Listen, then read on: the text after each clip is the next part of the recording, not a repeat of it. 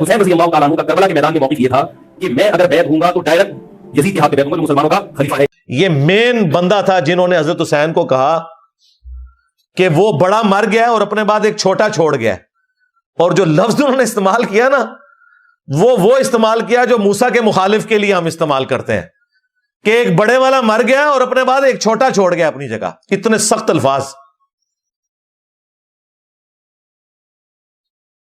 اس وقت عبید اللہ ابن زیاد کے روب کی وجہ سے وہ لوگ نکل نہیں سکے. مسلم بن عقیل کو قتل کر دیا گیا. اس سے پہلے نعمان بن بشیر کو گورنری سے ہٹایا گیا. لیکن بعد میں توابون کی تحریک انہوں نے چلائی اور وہ شہید ہوئے سارے. اور پھر مختار سقفی آیا, اس نے پھر عبید اللہ ابن زیاد کو بھی قتل کیا. بخاری اٹھا کے دیکھیں, ترمذی اٹھا کے دیکھیں, حضرت حسین ابن علی کا سر کاٹ کے عبید اللہ ابن زیاد گورنر کوفہ جو یزید کا تھا اس کے سامنے تشت میں پیش کیا گیا. اللہ کی لعنت, اللہ کے فرشتوں کی لعنت, تمام لعنت کرنے والوں کی لعنت جنہوں نے اہل البیت کو یوں ظلمن شہید کیا. آمین.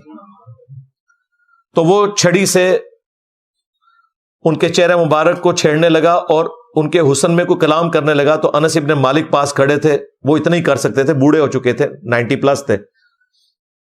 انہوں نے کہا کہ رسول اللہ کے سب سے زیادہ ہم شکل حسین ابن علی تھے. یہ بخاری کے الفاظ ہیں. اسی حدیث میں امام بخاری نے لکھا ہے برأس الحسین علیہ السلام. حسین علیہ السلام کا سر مبارک, علیہ السلام لکھا ہے.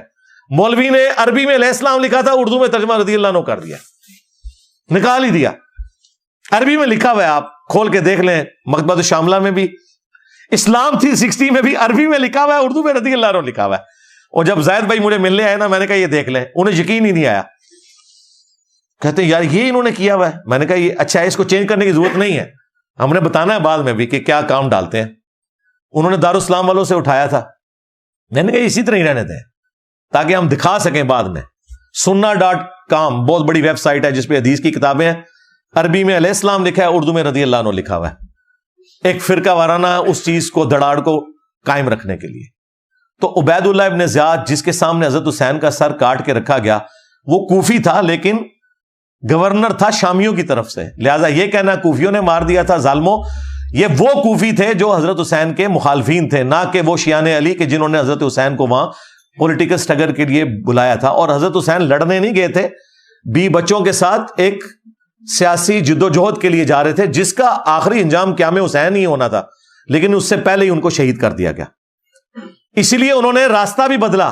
یہ جو کہتے ہیں جی وہ دمشق کی طرف جا رہے تھے یزید کے ہاتھوں میں ہاتھ دینے, بالکل جھوٹ ہے. حسین رضی اللہ تعالیٰ عنہ کا کربلا کے میدان میں موقف یہ تھا کہ میں اگر بیعت ہوں گا تو ڈائریکٹ یزید کے ہاتھ میں بیعت ہوں گا جو مسلمانوں کا خلیفہ ہے, ابن زیاد کے ہاتھ پر بیعت نہیں ہوں گا. یہ بھی اس تاریخ کا ایک اہم پہلو ہے کہ حضرت حسین نے کوفہ جانے کا ارادہ ترک کر دیا اور کربلا سے شام جانے کا آپ رضی اللہ تعالیٰ عنہ نے ارادہ کر لیا.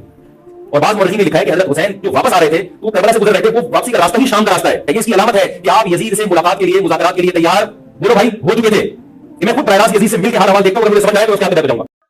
وہ راستہ انہوں نے اس لیے بدلا تھا کہ انہیں پتا چل گیا تھا کہ مسلم بن عقیل شہید ہو چکے ہیں, یہ مجھے بھی کوفے تک نہیں پہنچنے دیں گے, تو میں انہیں دھوکہ دے کے دوسرے راستے سے جاؤں.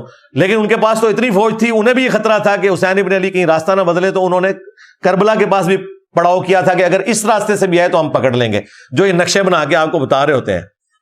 اللہ کے بندو ڈر جاؤ, جھوٹ باندھتے ہو,